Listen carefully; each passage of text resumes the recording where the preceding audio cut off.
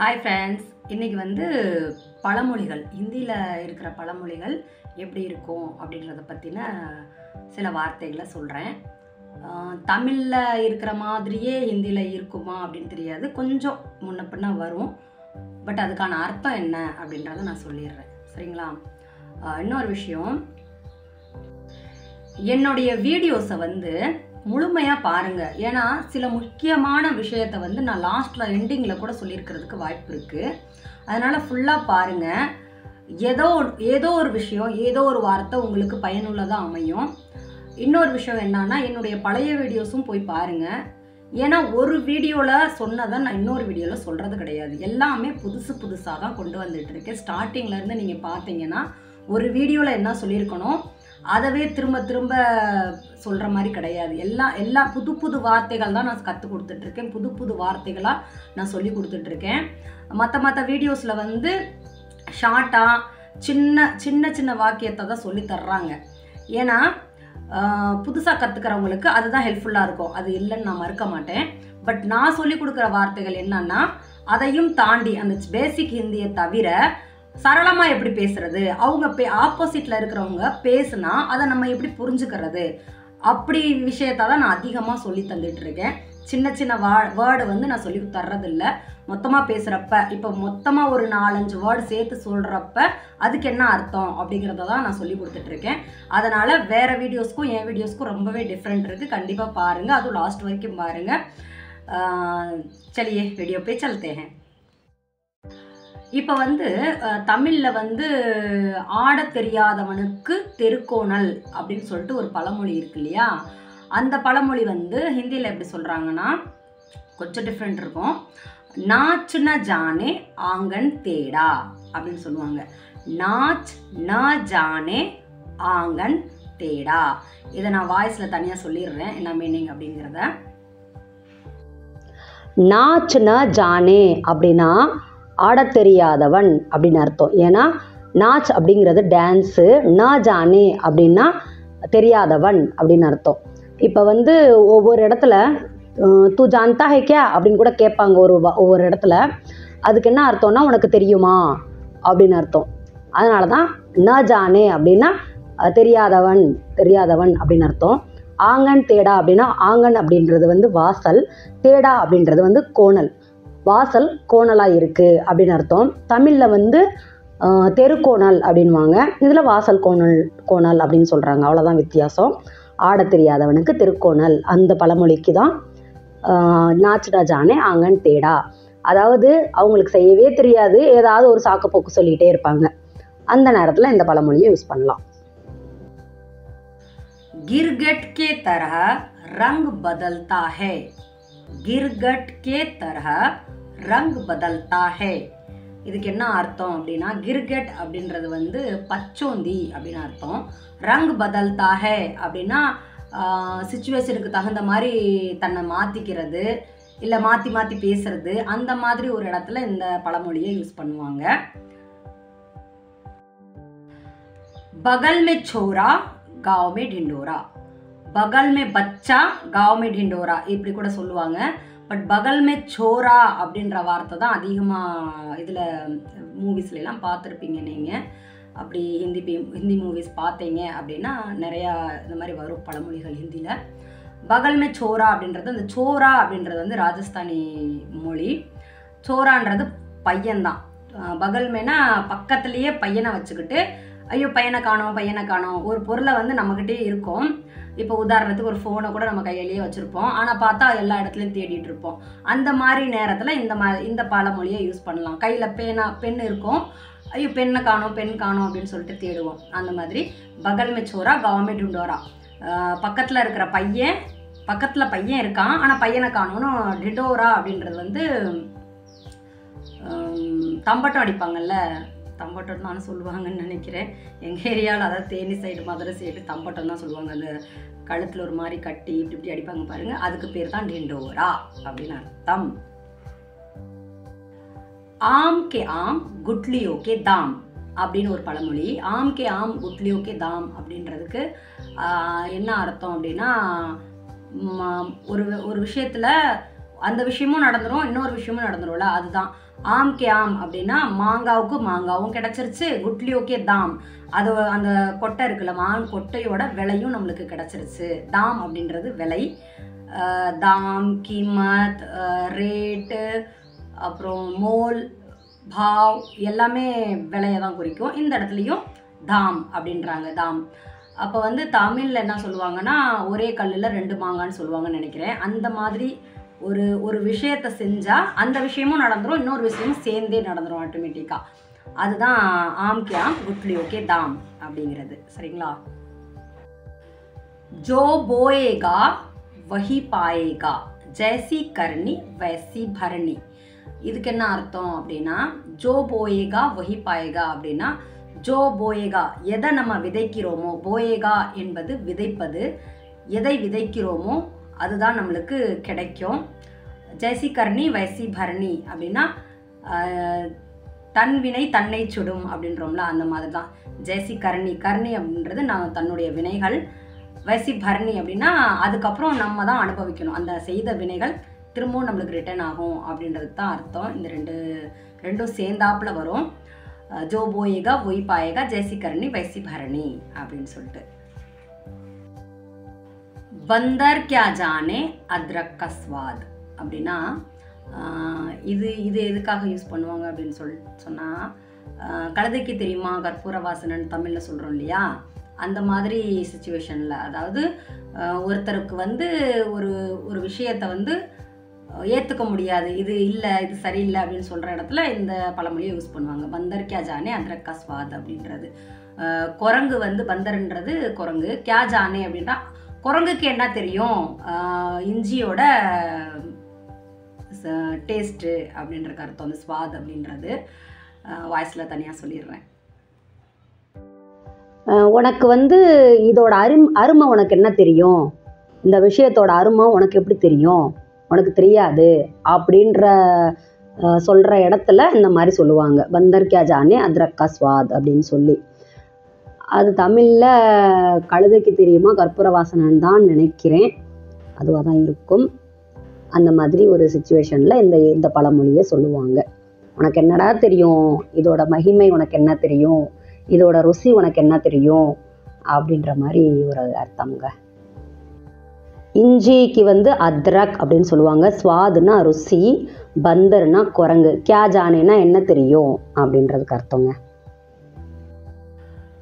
சாப் B மர் Joy और लाठी भी ना टूटे அப்படின்னு ஒரு பழமொழி இருக்கு. சாப் பி மர் ஜாய் और लाठी भी ना टूटे அப்படின்னா, சாப்னா பாம்பு, சாப் பி மர் ஜாய்னா பாம்பும் செத்துறணும், லாठी அப்படிங்கிறது வந்து கம்பு, போலீஸ்லாம் வச்சுருப்பாங்க பாருங்க, லத்தின்னு வாங்க போல, அந்த கம்பும் உடையக்கூடாது, பாம்பும் செத்துறணும். அதாவது எந்த மாதிரி இடத்துல இது நம்ம ஊரில் வந்து தமிழில் கூழுக்கும் ஆசை மீசைக்கும் ஆசை அப்படின்னு ஒரு பழமொழி இருக்குங்க. சேம் அதே மாதிரி தான் இதுவும், ஆனால் வார்த்தைகள் கொஞ்சம் வித்தியாசமாக இருக்குது, அவ்வளோதான் டிஃப்ரெண்ட்டு.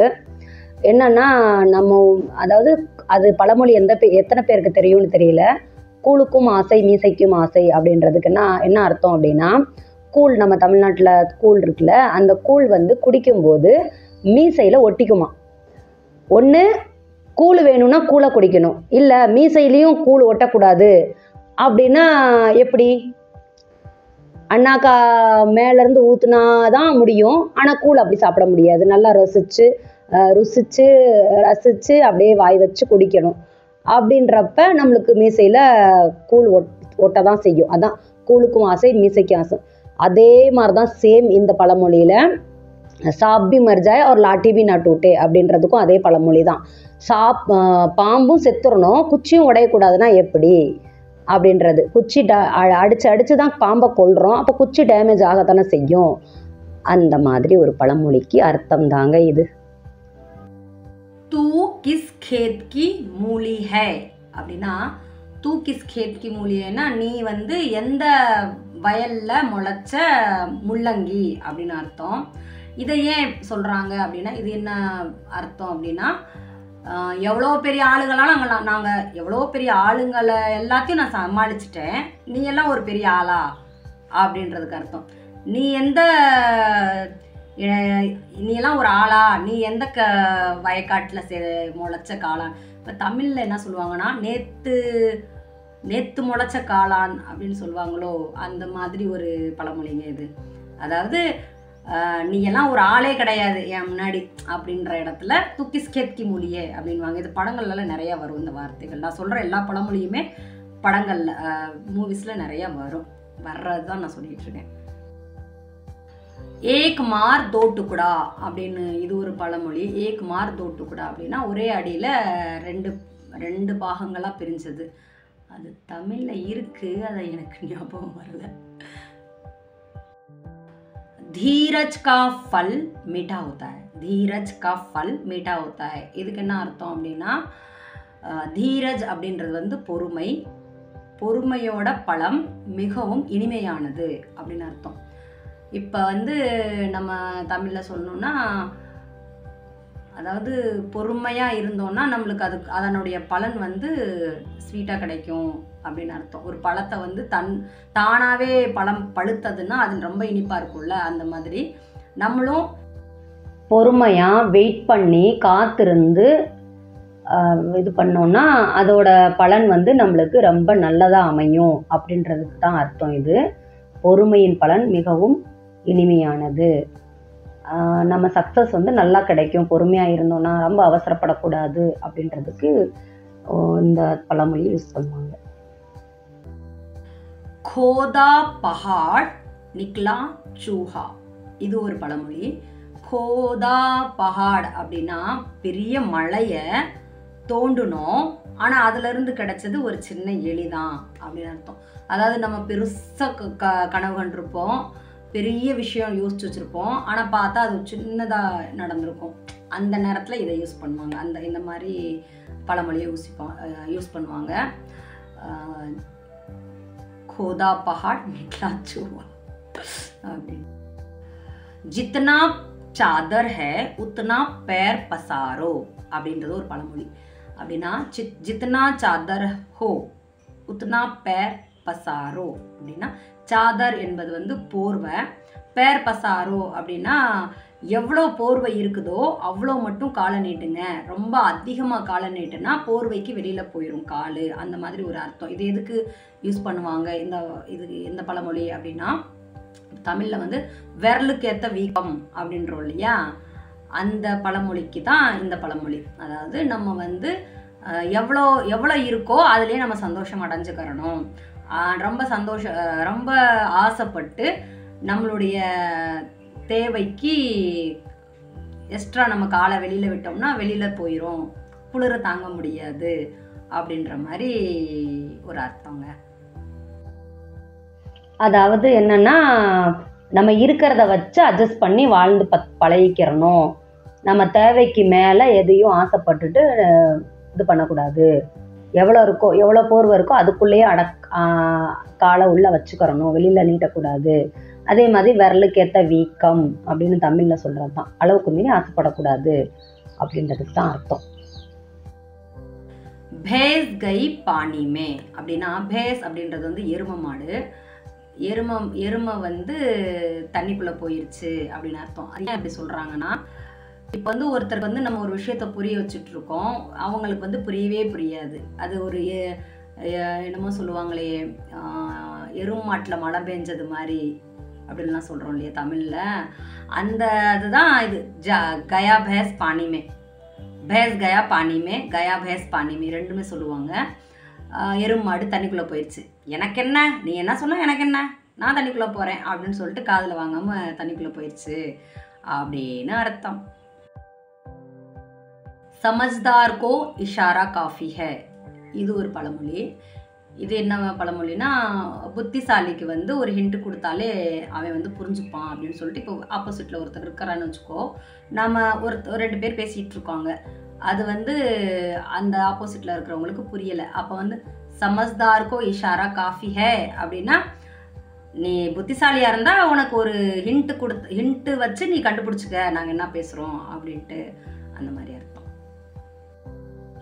ஜோ கரஜ்தே ஹே வோ பரஸ்தே நஹி அப்படின்னு ஒரு பழமொழி.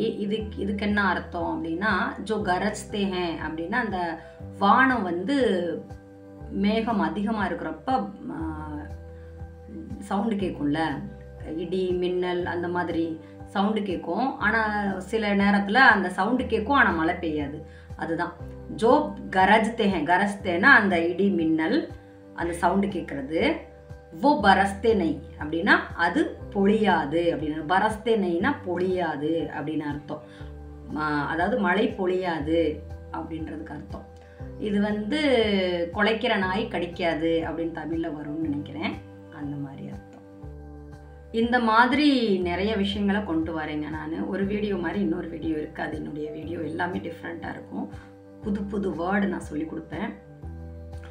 இது என்னதான் இதில் வீடியோவில் நான் சொல்லி கொடுத்தாலும் சரளமாக பேச முடியுமா அப்படின்னு கேட்டிங்கன்னா, அது வந்து ப்ராக்டிஸ் மூலியமாக தான் பண்ண முடியும். ஸ்போக்கன் கிளாஸில் நான் சொல்லி கொடுக்குறது அதுதான். சரளமாக என் கூட பேசுனீங்கன்னா அது ஹிந்தி பேசுகிறதுக்கு வந்துடும். எனக்கு என்னன்னா லைட்டாக பேசக்கூடாது, நல்லா கற்றுக்கிட்டு நல்லா சரளமாக பேசணும். ஹிந்தி மொழி வந்து நம்மளுக்கு லைஃப் லாங் அது யூஸ் ஆகும், எங்கே போனாலுமே யூஸ் ஆகும். இந்தியா மட்டும் இல்லாமல் அதர் கண்ட்ரிலையுமே ஹிந்தி இருக்குது. ஏன் இருக்குது அப்படின்னா, இந்தியன்ஸ் எங்கெல்லாம் இருக்கிறோமோ அங்கெல்லாம் ஹிந்தி இருக்குது. தமிழ் வந்து ஒரே ஒரு ஸ்டேட்டுங்க. அந்த ஸ்டேட்டில் இருக்கிற வரைக்கும் தான் நம்மளுக்கு அதுக்கு வந்து தேவைப்படுது.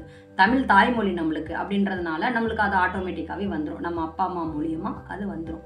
ஆனால் ஹிந்தி கற்றுக்கிட்டோன்னா நம்மளுக்கு வந்து நிறையா இடத்துக்கு நம்ம எங்கெங்கே போகிறோமோ அங்கங்கெல்லாம் யூஸ் ஆகும். ஸோ உங்களுக்கு நான் ஹெல்ப் பண்ணுறேன். தேவைப்பட்டால் கான்டாக்ட் பண்ணுங்கள். மில்தே ஹேன் அகலி வீடியோ में. धन्यवाद.